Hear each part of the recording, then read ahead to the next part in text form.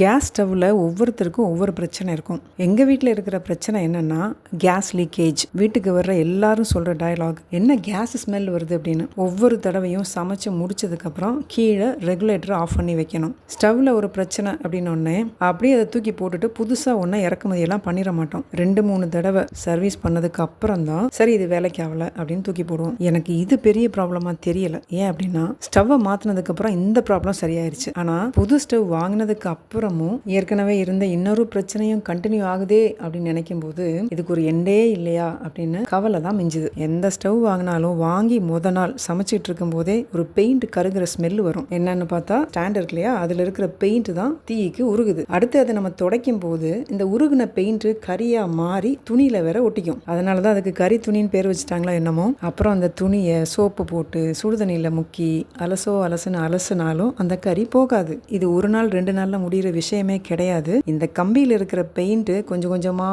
போற வரைக்கும் இந்த ப்ராசஸ் கண்டினியூ ஆகும். இதை பார்த்து எத்தனை பேர் இரிட்டேட் ஆயிருக்கீங்க கமெண்ட்ல சொல்லுங்க. ஃபைனலா கம்பியில ஒரு பெயிண்ட் கூட இல்லாம துரு பிடிச்சு அதோட லுக்கே மாறிடும். கிச்சனோட ஃபர்ஸ்ட் அட்ராக்ஷனே கேஸ் ஸ்டவ் தான். அதை நீங்க எவ்வளவுதான் பளபளன்னு தொடச்சு வச்சாலும் இந்த கம்பி இந்த லட்சணத்துல இருந்துச்சுன்னா அந்த ஸ்டவ் அவ்வளோ அட்ராக்டிவா இருக்காது. 2-3 தடவை கம்பியையும் நம்ம சேஞ்ச் பண்ணியிருப்போம். சரி, புது ஸ்டவ் கொஞ்சம் காஸ்ட்லியா பிராண்டா வாங்கினோம்னா இந்த பிரச்சனை இருக்காது அப்படின்னு நினைச்சா அங்கேயும் அதே பிரச்சனை தான். இந்த மாதிரி பிரச்சனையே இல்லாத ஒரு கேஸ் ஸ்டவ் உங்க வீட்டில் இருந்ததுன்னா அது எந்த பிராண்டுன்னு கமெண்ட்ல சொல்லுங்க. சரி, இந்த ஸ்டவ்வோட பிளஸ் என்னன்னு பார்க்கலாம். இதோட டிசைன் பார்த்த உடனே அட்ராக்டிவா இருக்கிறதுக்கு 2-3 காரணங்கள் இருக்கு. 2 mm திக்னஸ்ல ஸ்டவ் நார்மல் ஸ்டவ்வை விட கொஞ்சம் ப்ராடரா இருக்கு. அதனால அட் அ டைம் பெரிய பாத்திரங்களை வச்சு கூட சமைக்கலாம் அப்படின்னு சொல்றாங்க. ஸ்டவ்வை தூக்கி பார்த்தாலே தெரியும் நல்ல வெயிட்டா இருக்கு. ரெகுலர் பட்டனா இல்லாம ரவுண்ட் ஷேப்ல இருக்கிற பட்டன். இந்த கம்பியும் பிளேட்டுமே ஸ்ட்ராங்கா தான் இருக்கு. ஜென்ரலா அந்த ஸ்பில் ட்ரேன்னு சொல்லுவாங்க இல்லையா, அந்த பிளேட் கம்பியோட சர்க்கம்ஃபரன்ஸ்க்கு உள்ள இருக்கும். இங்கே அதோட சைஸ்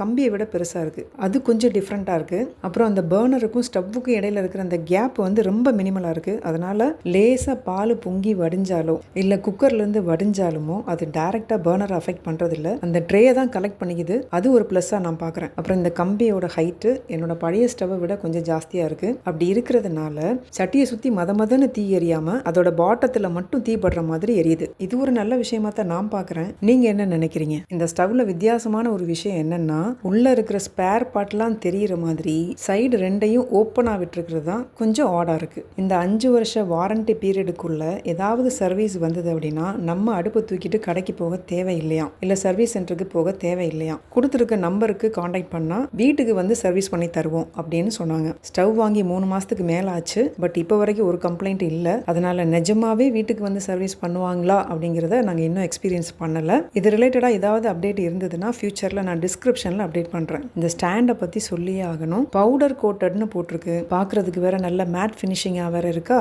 ஸோ கம்பியிலேருந்து இந்த பெயிண்ட் எல்லாம் உறிஞ்சு போகிற பிரச்சனை இருக்காது அப்படின்னு நினச்சி தான் நான் வாங்கினேன். பட் நான் எதிர்பார்த்தது மாதிரி நடக்கலை. இந்த ஸ்டவ்வில் இருக்கிற இன்னொரு மைனஸ் என்ன தெரியுமா, ரொம்ப நேரம் சமைச்சிங்கன்னா ஃபார் எக்ஸாம்பிள் ஒரு 1 hour கண்டினியூஸாக சமைக்கும் போது அந்த ஹீட் இந்த ஸ்டவ் ஃபுல்லாக ஸ்ப்ரெட் ஆகுது. கை வைக்க முடியல, அவ்வளோ ஹீட்டு. அதே மாதிரி ஸ்டவ் பற்ற வச்சு கொஞ்ச நேரத்தில் ஒரு ஸ்பெசிஃபிக் இன்டர்வல்ல ஒரு சவுண்ட் வந்துகிட்டே இருக்கும். எக்ஸாக்ட் ரீசன் என்னன்னு எனக்கு தெரியல.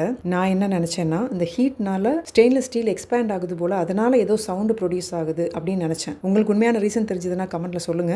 இந்த அடுப்பு வாங்கும் போதும் நான் ஒரு மிஸ்டேக் பண்ணியிருக்கிறேன். 3 அடுப்புல 1ல மட்டும் கம்பி சரியில்லாம போச்சு. நாம சமைக்கும் போது பாத்திரம் கிடுகிடுன்னு ஆடிக்கிட்டே இருக்கும். அந்த ஸ்டாண்டை மட்டும் ப்ராப்பரா டிசைன் பண்ணாம விட்டுட்டாங்க போல. நெக்ஸ்ட் டைம் நீங்க கடையில கேஸ் ஸ்டவ் வாங்கினீங்கன்னா பக்கத்தில் இருக்கிற ஏதாவது ஒரு பாத்திரத்தை தூக்கி அடுப்பு மேல வச்சு அது பேலன்ஸ்டா நிக்கிதா ஆடாம இருக்குதா அப்படின்னு செக் பண்ணி வாங்கிக்கோங்க. இல்லைன்னா சமைக்கும் போது நிஜமாவே இரிட்டேட் ஆகும். 18,600 ரூபாய் எம்ஆர்பி போட்டிருக்கிற இந்த ஒரு அடுப்பை 12,500 ரூபாய்க்கு கொடுக்குறானே அப்படின்னு பயங்கர பெருமையோட வாங்கிட்டு வந்த எனக்கு ஆன்லைன்ல பார்த்த உடனே ஷாக்காக இருந்துச்சு. ஆன்லைன்ல 1000 ரூபாய் கம்மியாக தான் போட்டிருக்கிறாங்க. நீங்க எங்க கம்மியா இருக்குதோ அங்கேயே வாங்கிக்கலாம். இந்த வீடியோ உங்களுக்கு இன்ஃபர்மேட்டிவா இருந்ததுன்னா ஒரு லைக்கோட சேர்த்து ஹைப்பும் கொடுத்துட்டு போங்க. தேங்க்ஸ் ஃபார் வாட்சிங்.